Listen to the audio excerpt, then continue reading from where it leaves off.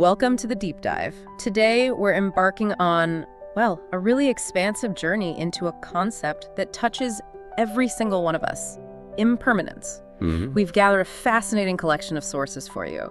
I mean, everything from ancient philosophical texts and cultural traditions all the way to modern academic papers. Right. And even some really intricate fan theories from a popular online game community. Yeah, got the mix. Our mission is to sift through all of it, extract those nuggets of insight on how humanity grapples with the fleeting nature of everything. Precisely. We're here to understand how diverse cultures, thinkers, and even contemporary fictional narratives confront this transient nature of existence. Okay. We'll explore how this understanding shapes our pursuit of meaning, how we find beauty in, fleeting moments. That beauty aspect is key, isn't it? It is, and the philosophical weight that mortality carries. It's about connecting these powerful universal ideas across incredibly diverse systems and stories, really giving you a shortcut to seeing the bigger picture. Okay, let's unpack this. When we talk about impermanence, there's one symbol that almost universally comes to mind: flowers. Right, flowers. Our sources kick off with the Hanami tradition in Japan. Imagine gathering under a canopy of cherry blossoms, just vibrant and full of life, sharing food, laughter. It's a beautiful image. It's breathtaking, but it's inherently brief, And that fleeting splendor invites this poignant reflection, not just on the blossoms, but on life's passing moments itself. And what's striking here is how consistently flowers have symbolized life's fleeting nature across so many different cultures and periods. It's really quite universal. Tell us more about that. Well, if we look back to ancient Egypt, the lotus, it represented creation, sure, but also that cycle of life, death, resurrection, emerging from the mud, blooming, then wilting. Oh. Greek and Roman mythology, they use poppies for death, and roses for love, yes, but also love's beautiful but inevitable decay. Ah, interesting. Even love's decay. Exactly. Then you get to medieval Christian thought. You see lilies representing purity but also transience. Forget-me-nots for remembrance, again, amidst a swiftly passing life. You often see these in memento mori art. Those reminders of death. Those stark reminders. And this thread just weaves through art and thought for centuries. It really does. So the Renaissance. Absolutely. It flows right into the Renaissance. Vanitas paintings, they'd show tulips, roses, carnations right next to skulls and hourglasses, explicitly urging viewers, remember life's brevity. Very direct. Very. Then, in the Enlightenment and Romanticism, poets like Wordsworth and Shelley used violets and roses to embody fragility, those brief, beautiful moments in nature. And even modern literature and art, like T.S. Eliot's The Wasteland or George O'Keeffe's stark paintings, they continue this theme, highlighting impermanence, decay. Still relevant today. Absolutely. And Eastern philosophies, especially Buddhism, deeply embed the cherry blossom, the sakura, as this powerful symbol of Anicca impermanence. Right, Anicca. While the lotus represents purity, enlightenment, but specifically arising from the cycle of life, death, and rebirth, even today, think about funeral flowers, roses, lilies, chrysanthemums. They remain these poignant reminders of mortality. Wow. So what this vast array of examples reveals is that across diverse cultures, centuries, humanity has consistently used the fleeting beauty of flowers, well, as a tangible lens, a way to understand and process this fundamental truth of impermanence. Turning grief into appreciation. Exactly. Allowing them to transform potential grief into appreciation for the present. That's a beautiful distillation. So we've seen this profound connection to nature, but you mentioned this appreciation for the transient. It extends beyond the natural world to an entire aesthetic. Yes, absolutely. It extends to wabi-sabi, a core Japanese aesthetic that finds profound beauty in imperfection and transience itself. Imperfection and transience. Right. It's about accepting, even embracing ongoing imperfection. It's so pervasive it shows up in minimalist poetry like Nick Virgilio's haiku, Autumn Twilight, the wreath on the door lifts in the wind, just capturing a single fleeting image. Lovely. And surprisingly, it even resonates in modern software development. Really? Software? Yeah, particularly in agile programming and wiki platforms. They embrace iterative methods, ongoing imperfection as just part of the creative process. It's fascinating. What I find particularly striking about wabi-sabi is how it flips our conventional Western notion of perfection on its head, finding beauty in the very things we often try to hide or fix. Exactly. How does this perspective, especially when we see it in ephemeral art, impact us psychologically? What do the sources say? Well, a key insight is that the psychological impact of ephemeral art is quite profound. Its temporary nature, It creates these intense emotional connections. How so? It compels viewers to immerse themselves completely in the present moment. It really fosters heightened mindfulness because you know it's fleeting. You can't come back to it later. Precisely. This awareness elicits feelings of loss, maybe longing, similar to mono-aware in Japanese aesthetics, which we touched on earlier. It prompts reflection on the impermanence of life itself, Leading to both a kind of melancholic beauty and often a deep sense of gratitude. It sounds like it forces us to confront our own mortality through the art itself. It does, in a way, and from a creative perspective, this temporality offers artists immense freedom. Freedom from the pressure of perfectionism. Ah, that makes sense. It encourages experimentation, spontaneity, and it could also evoke this heightened sense of community, a shared experience. Viewers collectively witness something unrepeatable, a unique moment in time. Right, creating a bond. Exactly. And this prompts a powerful philosophical exploration. Is art truly valuable because it lasts forever? Or is its worth found in how deeply it resonates in the moment? That's a great question. Specific ephemeral art forms illustrate this beautifully. Think of Tibetan sand mandalas. Oh yeah, those are incredible. Painstakingly created over days, only to be ritually destroyed shortly after completion, their purpose fulfilled. Or Andy Goldsworthy, creating stunning outdoor installations using leaves, ice, stones. Designed to just melt away or blow away. Designed to dissolve back into nature.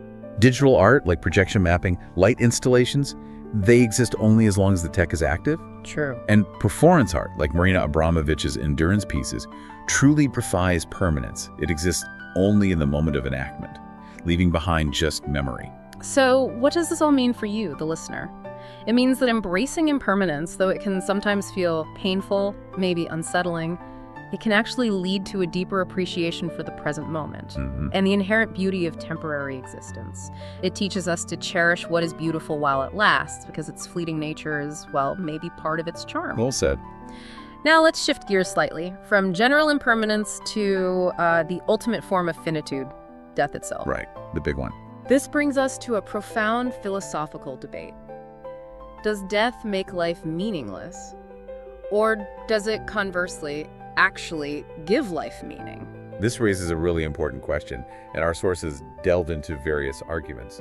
Viktor Frankl, for instance, he argued that if we were immortal, we could legitimately postpone every action forever. Forever procrastination. Exactly, leading to an ultimate meaninglessness.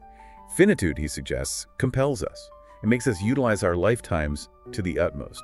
It's like a universal deadline for every goal, every aspiration. A deadline for everything. Yeah. He posits that the uncertainty of when we will die actually allows for an illusion of immortality, paradoxically. And that a thought experiment, like knowing your exact expiration date, could heighten mortality awareness and motivate us to live fuller lives. An interesting paradox. Though it's worth noting, not all actions can be indefinitely postponed, even for immortals. Like you wouldn't postpone stopping excruciating pain or visiting a landmark that's crumbling away. Good point. Practical limits even for immortals. So that's a powerful philosophical stance from Frankl. What does modern psychology say? Do these mortality reminders actually shift our priorities? Well, there's some preliminary empirical evidence. Recent psychological studies suggest that, yeah, mortality reminders can indeed shift people away from, say, status-oriented goals, wealth, fame, the external stuff, towards more meaningful goals, things like personal relationships, helping others. There's a poignant real-world example, Randy Pausch. Ah, the last lecture. Exactly, the computer science professor diagnosed with terminal pancreatic cancer. His last lecture about achieving childhood dreams, delivered at 47. It's been viewed millions of times. Yeah. It profoundly inspired a community far larger than he ever imagined, precisely because it was his final message. That truly drives the point home about the power of finitude, but is mortality awareness necessary for a meaningful life? Do we need that deadline? And that's where the nuance comes in. Because while mortality can be a strong motivator, it's not always necessary. Yeah. Consider Albert Einstein. He said his scientific work was motivated by an irresistible longing to understand the secrets of nature. Or Nelson Mandela, driven by a desire to serve his people. Intrinsic motivation. Exactly.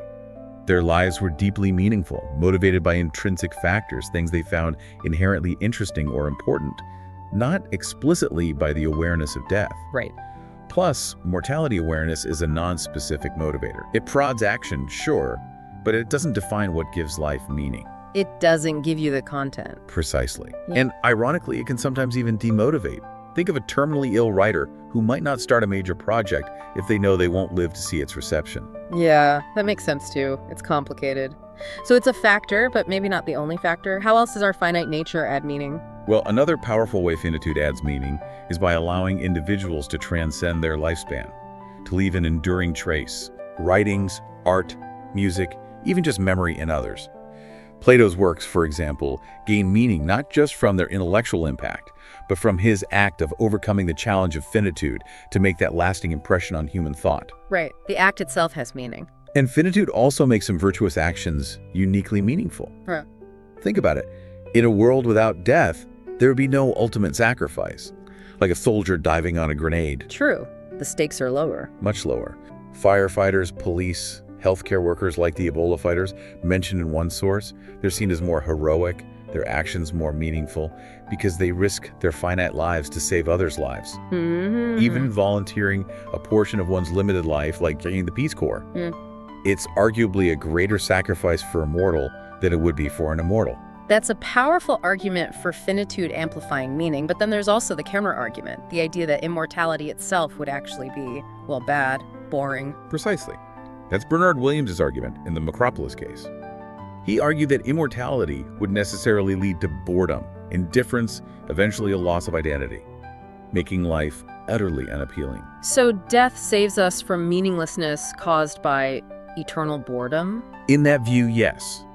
Death prevents meaningful lives from becoming less meaningful by simply ending them before they reach this state of utter tedium. However, There's always a however. always, many philosophers dispute that immortality would necessarily be boring. Counter-arguments suggest factors like, well, the natural decay of memories could keep things fresh, human ingenuity, the ability to regain interest in activities after a long lapse. Like rediscovering music after decades. Exactly. And even perhaps prolonged periods of sleep. NASA, for example, is actually researching cryosleep for long space missions. Part of the idea is to prevent boredom and provide novelty upon waking. Wow, cryosleep against boredom. It's an empirical claim, really, something that could hypothetically be tested if human lifespans ever significantly increase. Fascinating. So this entire section really gives you, the listener, a multifaceted perspective on this complex relationship between our finite existence and the meaning we find or make in life. Different lenses to view your own motivations, your own contributions. Definitely a lot to chew on there. Okay. We've explored how impermanence shapes our real lives, our philosophies. But how do creators in our modern era, even in, say, fictional universes, continue to grapple with these enduring human questions? Yeah, where does it show up now? Let's turn to the intricate world building of Genshin Impact, which, maybe surprisingly to some, offers profound parallels to these ancient ideas we've been discussing. It really does, and one powerful connection we uncover is how the game draws parallels, maybe intentionally, maybe not, to ancient philosophical systems. Yeah. Like the Chinese 5 elements or wuxing. Shall I say? Okay, remind us. Metal, wood, water, fire, earth. What? It's not just about materials. It represents this generative dialectic of progression, lifeless to living, body to spirit, necessity to freedom.